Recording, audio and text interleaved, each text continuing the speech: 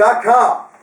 This is a question that I'm sure a lot of you have been thinking about, and so I'm going to answer it. Now, you guys know I don't try, but I'm kind of funny, but I also give you advice and scientific reasoning, or bro science, as to why and how to do something. Now, today the question is, protein versus rectum, from a gentleman on YouTube. I will keep anonymous. Hey Mark, big fan of yours, thanks for all the inspiration. I really don't know if I should be asking this, but I couldn't muster up the confidence to ask anyone in person. You asked the right man. Last weekend I took a shot of tequila up my butthole, and I got drunk almost instantly. Much drunker, or more drunk for you English aficionados, than I had planned. My buddies and I got to thinking, why can't we do this with protein? Would it enter the bloodstream quicker than by mouth, and would I only have to consume a small amount of protein? With your background and healthy immune function, could a theoretical protein butt bong be beneficial to pre and post workout? There's two things I'm worried about. One is that you're with your buddies, right? You're all sitting around. Imagine you're sitting with your boys like, yo, dog, what's up? Yo, you got some tequila? You got some Jack? Yep, got the Jack. All right. Do you mind if I lay on my stomach and you put a funnel in my ass and drain it into my rectal cavity? That's number one. Never once have I been sitting with my boys, even back in my days up in the wood. I was never like, yo, dog, can you put some of that tequila in my asshole, yo? Never did that. You can even ask my old friends, Elias, Beto. We never once put alcohol or any other substance in each other's assholes. That's just not something we did. Another thing is, if I am administering alcohol in my anus, I'm not thinking to myself, man, I wonder if somehow I can induce hypertrophy with this method. And that's the other thing that bothers me. Now, with that out of the way and the whole creepy factor gone, well, it's still there. I still think this is creepy as fuck. But anyway, I did some research on this. I was actually going to get with JR on this. Our schedule's been hit and miss, and I've been dying to answer this question. So next up, what the fuck with JR and Mark will be up. JR, you need to repost this for your people because this is something they need to know, because I'm sure all you Barthel Fitness fans are putting stuff in your asshole. I actually put Unleashed in my asshole the other day. Got the greatest pumps ever. Anyway, first I'm going to go in. Go in, get it? First I'm going to delve into. First I'm going to penetrate. Shit! See, even shit's funny. First I'm going to explore rectal medicine in general. I have references, and if you need them, I'll give them to you, but you can really go to hell, because I'm not going to reference this after this. The rectal route of administration, it's a way of administering drugs into the rectum, absorbed by the rectum's blood vessels, and into the body's circulatory system, and it distributes the drugs to the body's organs. It'll generally have a faster onset, which is why you got drunk faster, higher bioavailability, shorter peak, and shorter duration than the oral route. Another advantage is that it tends to produce less nausea as compared to the oral route. Again, it's bypassing a lot of the liver and all that thing, and prevents any amount of the drug from being lost due to vomiting, throwing up, or puking. And since the drug is in the rectum and not the stomach, the contents of the rectum are not lost where there is puking. So it basically goes straight up in your asshole. In addition, the rectal route bypasses about two-thirds of first pass metabolism, as the rectum's venous drainage is two-thirds systemic, which is through the rectal vein, and one-third portal, which is through another rectal vein. Which means the drug will reach the circulatory system faster, with significantly less alteration and in greater concentrations. Now, I will give a personal anecdote about someone who told me something. There's a very well-respected scientist in our industry. He had a headache one day. Wouldn't go away. It was really bad. And he was taking ibuprofen all day long. He was working alongside a Japanese scientist. And the Japanese guy took that ibuprofen, put it up in a suppository, shoved it in his ass, and the headache went away. This is a true story. I did hear it. I'll put that on everything. That's a true story. So it is known in science. Now, here's how you can deliver into the ass.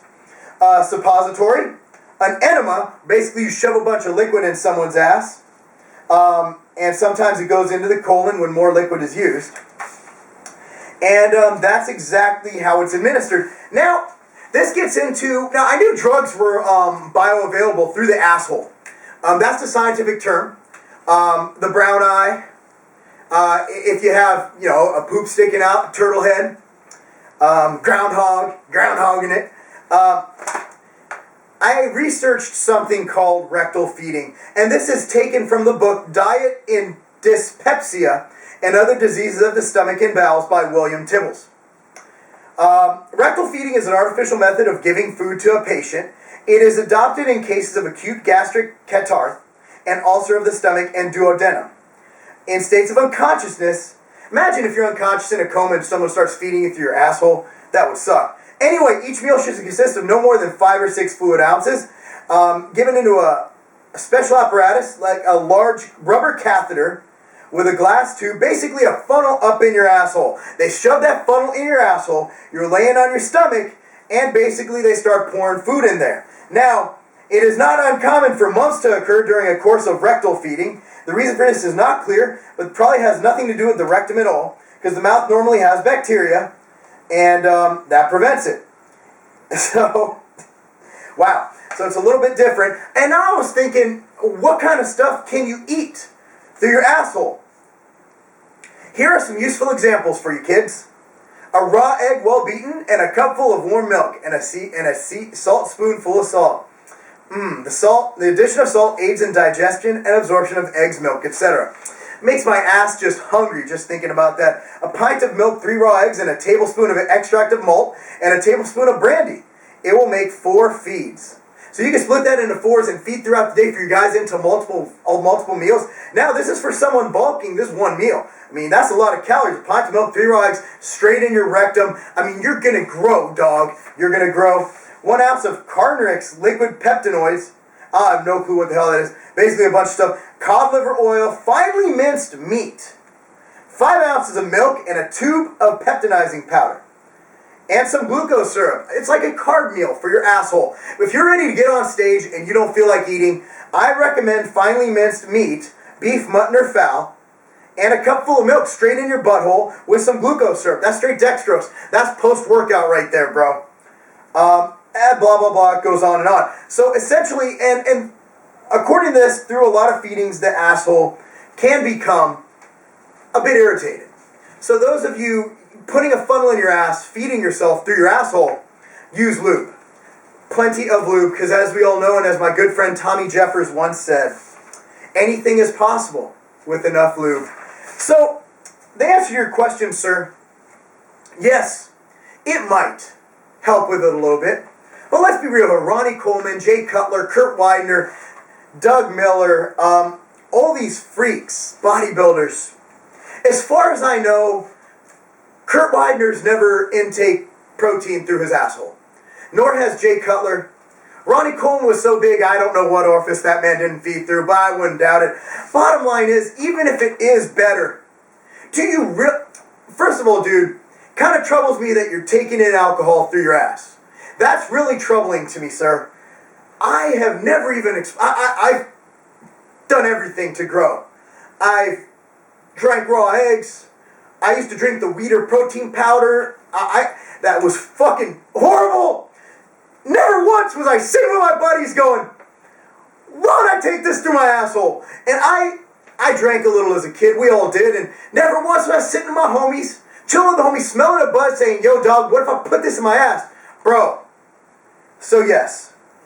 There would be a benefit to having a pre- and post-workout butt bong, as you call it, theoretically. But the thing is, let's save the whole butt bonging thing. People enjoy having things in their anus. If you're like me, and you don't want to have things inserted in your ass, by all means, ingest your protein the way bodybuilders, fitness, everybody has been ingesting it from day one. Through your mouth. Okay? Through your mouth. So, for those of you thinking about butt bonging, it is not a machine-approved method of protein delivery. And I am going to say, dude, you want to grow more than me. Because this is some fucking sick shit. This is fucking sick! Anyway, I'll be right back, man. My wife's cooking some minced beef. I'm about to shove it in my asshole. Peace out.